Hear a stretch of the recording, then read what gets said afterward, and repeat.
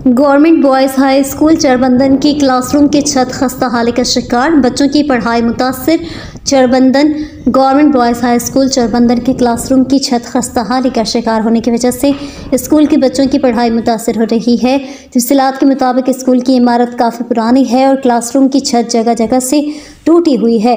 बारिश के मौसम में छत से पानी टपकता है, जिसकी वजह से बच्चों को पढ़ने में दुश्वारी होती है।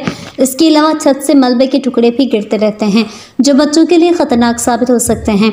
मकामी लोगों ने बताया है कि उन्होंने महकमा तालीम को कई बार इस सूरत हाल से आगाह किया है, लेकिन अभी तक कोई कार्रवाई नहीं की गई।